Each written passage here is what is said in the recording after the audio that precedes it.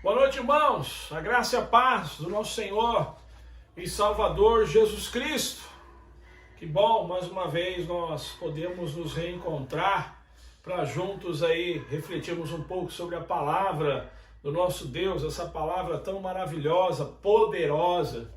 Queridos, a partir de hoje nós vamos iniciar aí uma nova série denominada Focados.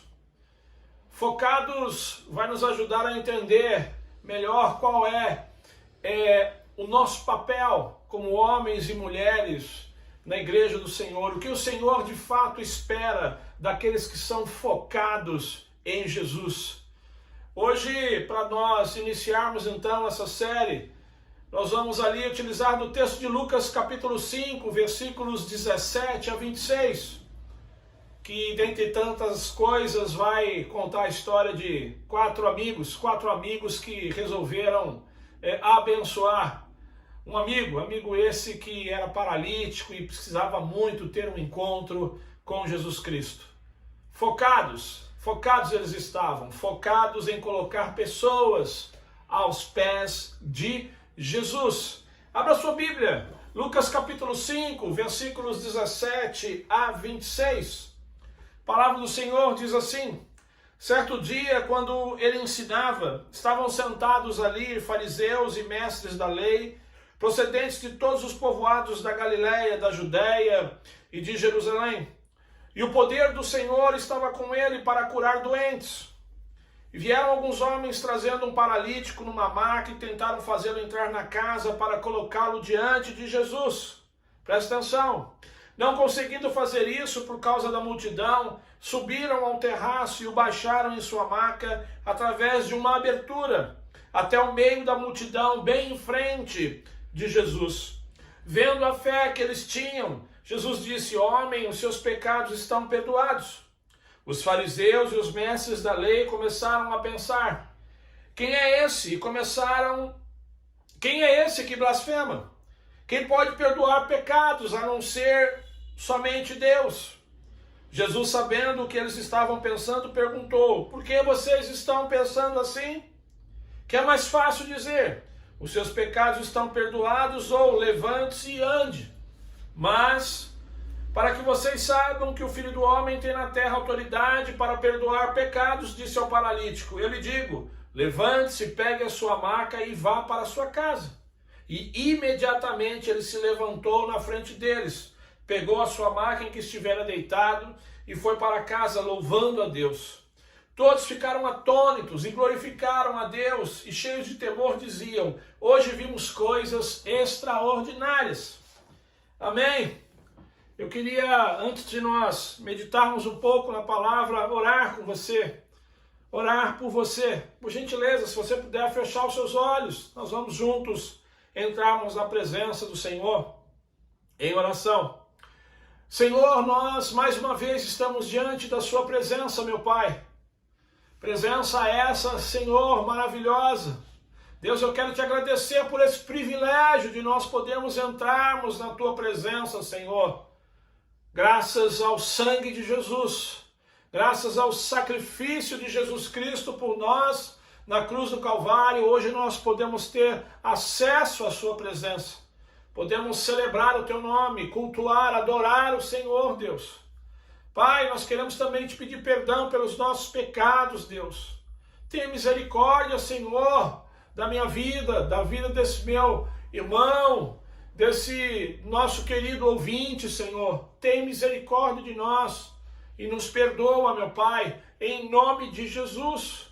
Deus, eu quero te agradecer por mais essa oportunidade, Senhor. Quero te agradecer pela salvação, pelo dom da vida. Quero te agradecer, ó Deus, pela vida desse meu irmão, dessa minha irmã, dessa família que me ouve neste momento. Obrigado, Senhor, por todo o cuidado. Obrigado, ó Deus, pela demonstração de amor que o Senhor tem tido, pelo cuidado que o Senhor tem tido conosco, pela provisão, pelos livramentos, ó Deus, pela cura, pelas portas que o Senhor tem aberto, meu Pai. Muito obrigado, Senhor. Deus, nós continuamos rogando, Pai, por todos aqueles que nesse momento estão passando por algum tipo de dificuldade, Senhor. aqueles que perderam um ente querido, aqueles que estão enfrentando enfermidade, aqueles que estão desempregados, aqueles, ó Deus, que estão vivendo, Senhor, por aflições, passando por aflições, meu Pai. Tem misericórdia, Senhor, do teu povo, Pai. Tem misericórdia, Senhor. Ó Deus, abençoa, meu Pai, conforta, consola, renova as forças, Senhor. Traz paz, traz alegria, liberta, meu Pai, salva, Senhor, para a honra e glória do teu nome. Deus, fala conosco agora através dessa palavra, em nome de Jesus, que nós oramos, Senhor, e agradecemos. Amém. E graças a Deus. Queridos, esse texto que nós acabamos de ler nos ensina principalmente que Jesus ele tem poder para perdoar pecados. Jesus tem poder para salvar todo ser humano dos seus pecados. Só Jesus pode fazer isso. Só Jesus pode nos dar vida eterna. Só Jesus tem o poder também para nos curar. Só que nós precisamos entender algo importante nesse texto. Que os milagres de Jesus realizados durante o seu ministério terreno, esses milagres eles tinham como propósito provar a identidade e missão de Jesus, e assim abrir as portas para a salvação das pessoas. Os milagres que Jesus realizava, eles autenticavam que de fato ali estava o Messias, ali estava aquele que poderia salvar as pessoas dos seus pecados, ali estava aquele que poderia transformar a vida do ser humano. Mas o texto também diz que existia uma multidão cercando a casa onde Jesus estava. Muita gente querendo ouvir os ensinos de Jesus. Então diz que um grupo de amigos, sabendo que Jesus era poderoso, que Jesus estava naquela casa, esses amigos resolveram ajudar um paralítico. Aquele grupo de amigos sabiam que o paralítico dependia deles para ser curado. Eles sabiam que se agissem em favor do paralítico, ele ficaria livre. Podemos imaginar aqueles homens conversando entre si, dizendo, olha, se nós colocarmos ele aos pés do Senhor Jesus, com certeza ele ficará curado. Assim, meus irmãos, deve viver e pensar a igreja do Senhor. Quando a igreja do Senhor compreende que pessoas precisam de pessoas para chegar até a presença de Deus e serem perdoadas, curadas, a igreja desenvolve ações para que esse encontro com Deus possa acontecer. Mas que tipo de ações nós encontramos nesse texto? Que a igreja deve desenvolver para que as pessoas tenham um encontro com Deus e assim recebam o perdão dos seus pecados e a cura para as suas almas. A primeira ação que nós encontramos no texto é que nós devemos trabalhar em conjunto. A igreja hoje, mais do que nunca, deve trabalhar em unidade, deve trabalhar como se fosse uma verdadeira equipe. Lucas capítulo 5, verso 18, diz, vieram alguns homens. Evangelho de Marcos capítulo 2, que também conta essa história, diz que eram 4 esses homens. Então vieram alguns homens trazendo o paralítico numa maca e tentaram fazê-lo entrar na casa para colocá-lo diante de Jesus.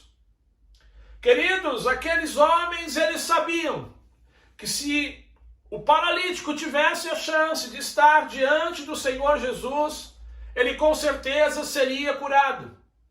Ele seria livre, porque era exatamente isso que aqueles homens vinham ouvindo. Eles vinham ouvindo várias e várias histórias sobre Jesus, sobre as curas, os milagres que Jesus estava praticando naqueles dias. Agora aquele coxo, então, ele não poderia ir sozinho até Jesus, porque as suas pernas não se moviam. Ele estava paralisado. A doença havia atingido a parte motora do seu corpo, por isso ele tinha que ser carregado. Ele precisava de alguém. Então aqueles amigos, aqueles 4 homens resolveram trabalhar em conjunto. Eles tiveram uma visão. A visão de que juntos eles poderiam colocar o paralítico na presença de Jesus. E que fazendo isso, com certeza, eles tinham fé, eles acreditavam que aquele homem seria curado. Porque, como diz o texto, com Jesus estava o poder para curar doentes e libertar as pessoas de todo o mal. Meu irmão, minha irmã, presta atenção.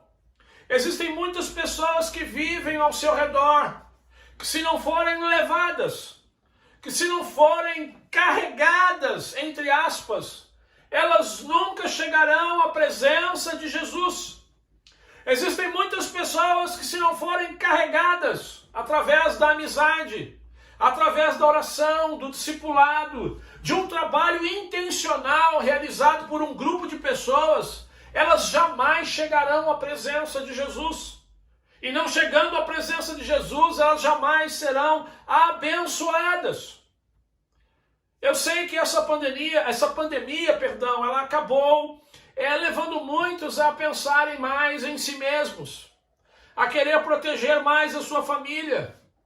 Não há nada de errado nisso. Eu sei que essa pandemia trouxe isolamento para outros, mas nós precisamos entender, nós precisamos perceber, compreender, estarmos abertos para essa grande verdade, que o paralítico só foi colocado na presença de Jesus, porque algumas pessoas tiveram disposição para trabalhar juntos diante de uma situação crítica. Aqueles homens entenderam que eles precisavam parar de pensar um pouco apenas nas suas necessidades e começar a pensar na necessidade do paralítico.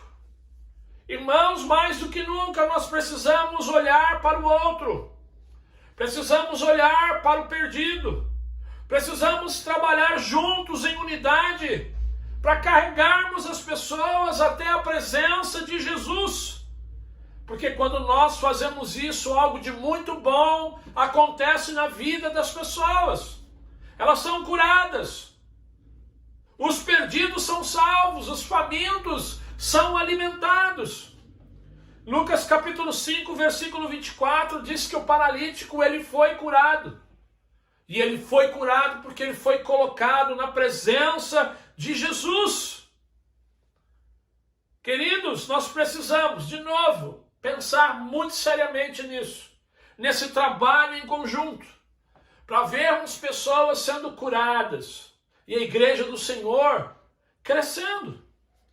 A segunda ação que precisamos desenvolver para que as pessoas tenham um encontro com Jesus e sejam perdoadas e curadas é que nós precisamos perseverar diante das dificuldades, diante das barreiras, diante das montanhas que surgem nas nossas vidas, no nosso ministério, na vida da igreja local.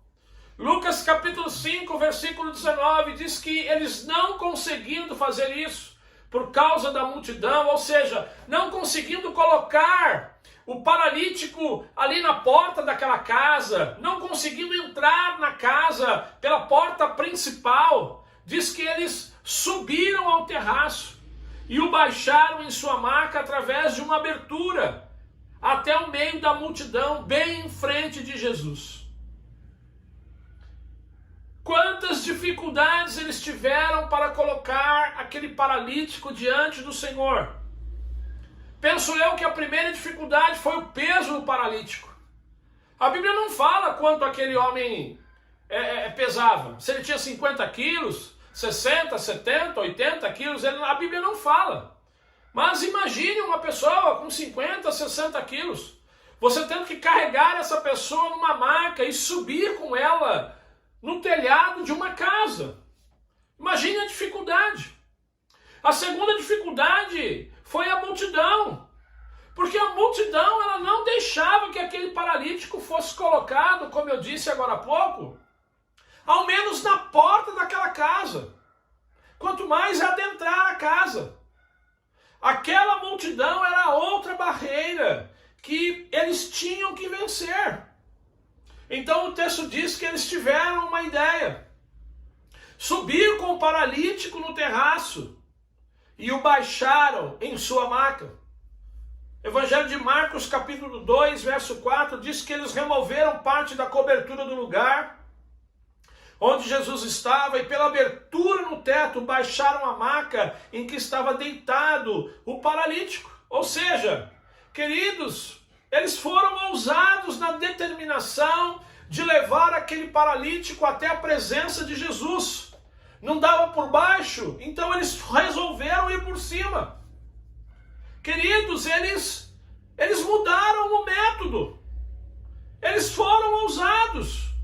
O projeto deles era arriscado, era muito arriscado subir com aquele homem na maca pelo telhado da casa. Além de ser arriscado, era algo muito difícil. Não havia um manual onde eles pudessem aprender a fazer aquilo. Eles próprios tiveram que achar a solução.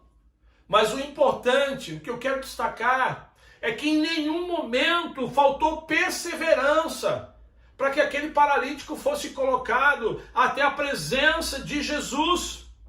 Eles não desistiram por nada. Por quê? Porque eles estavam focados em abençoar o paralítico. Eles estavam focados em colocar aquele paralítico aos pés do Senhor Jesus.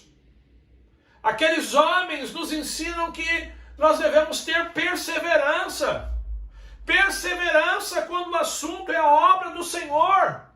Perseverança na oração.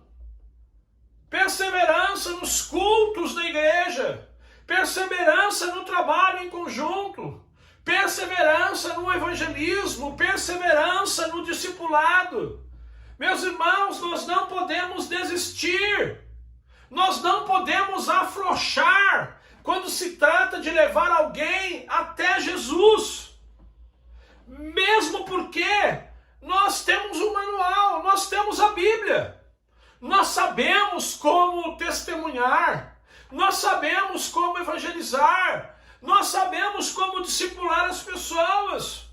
Por isso, nada deve nos deter de levar pessoas até os pés do Senhor Jesus. Mas infelizmente tem muita gente na igreja que acha que as coisas não precisam mudar. Tem muita gente que acha que ela ou ele não precisa mudar. Tem muita gente que acha que é o pastor quem deve fazer tudo, que é o pastor quem deve ganhar todas as pessoas para Jesus através do seu púlpito, que é o pastor que deve manter comunhão com todas as pessoas, ensinar todas as pessoas, estar em todos os ministérios. Infelizmente, tem muita gente sem ousadia quando o assunto é a obra do Senhor. Tem muita gente sem iniciativa quando o assunto é levar as pessoas aos pés de Jesus. O interessante é que nós temos ousadia, iniciativa para ganhar dinheiro. Nós temos ousadia para colocar em prática os nossos sonhos. Mas quando se trata de colocar pessoas aos pés de Jesus, para serem salvas, curadas, nós não temos a mesma pegada, a mesma ousadia, o mesmo despreendimento. É aí que nós perdemos a oportunidade, então, de colocarmos pessoas aos pés de Jesus. É aí que nós perdemos uma geração. Nós perdemos uma geração quando nós não temos iniciativa de colocar pessoas aos pés de Jesus, quando nós não somos ousados. Nós perdemos uma geração quando nós não mudamos a maneira como fazemos as coisas para o Senhor. Nós perdemos uma geração quando nós não vivemos os planos do Senhor. Nós perdemos uma geração quando nós não vivemos a visão. Precisamos ter coragem, irmãos. Coragem para mudar e viver aquilo que nós estamos aprendendo ou que já aprendemos. Precisamos perseverar diante das dificuldades. Aliás, o texto não fala apenas da multidão, como aquela que estava impedindo o paralítico de chegar até Jesus. Havia outros empecilhos ali. Não necessariamente para o paralítico, mas haviam outros empecilhos para a obra. Havia outros empecilhos para o próprio Cristo. Lucas capítulo 5, versículos 17 e 21, diz que naquela casa haviam fariseus e mestres da lei também. Ora, nós sabemos que os fariseus e mestres da lei não estavam ali para ajudar. Não estavam ali para colaborar com a obra de Jesus. Eles estavam ali para vigiar Jesus. Eles estavam ali para apanhar Jesus em alguma contradição. E sabe o que nós aprendemos aqui, meus irmãos? Nós aprendemos que todas as vezes que a gente vem à igreja, todas as vezes que a gente ouve um sermão do pastor, todas as vezes que nós ouvimos a palavra do Senhor, nós precisamos sair do culto melhores. Nós precisamos sair da igreja comprometidos com a obra de Jesus. Nós precisamos sair dispostos a carregar pessoas até a presença de Jesus. Queridos, nós não podemos ir à igreja apenas para criticar o louvor. Ficar se perguntando por que eles escolheram essa música em detrimento daquela. Nós não podemos vir à igreja apenas para ficar criticando a mensagem do pastor. Por que ele falou disso ou não falou daquilo? Por que ele só fala de ganhar pessoas para Jesus? Queridos, criticar por criticar, isso era o que faziam os fariseus. Os fariseus não queriam ajudar Jesus. Eles não queriam colaborar com a obra de Jesus.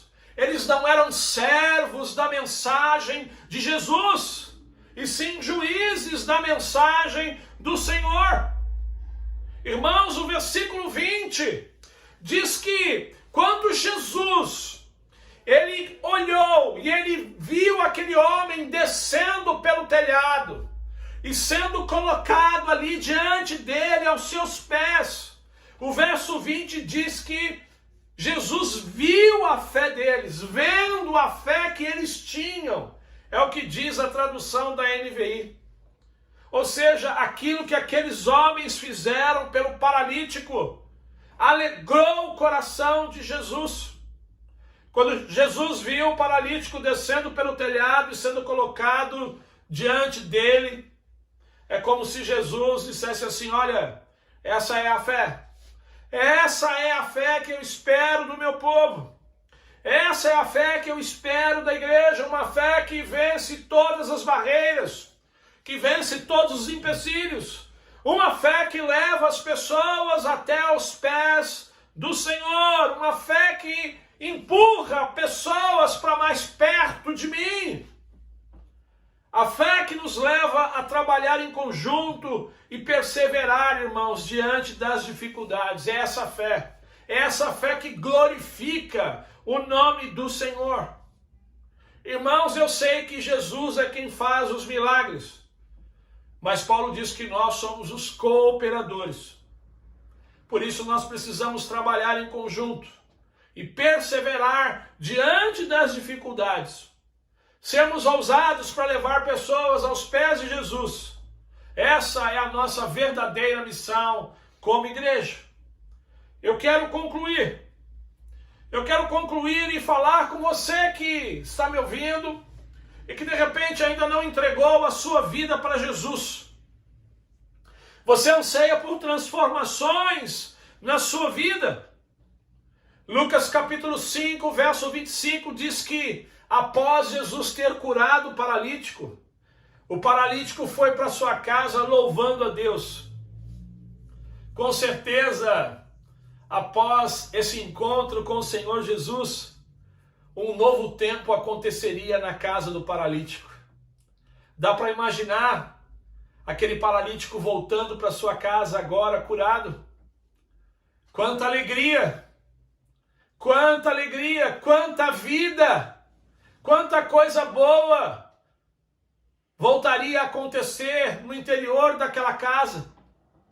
Da mesma forma pode acontecer com você hoje.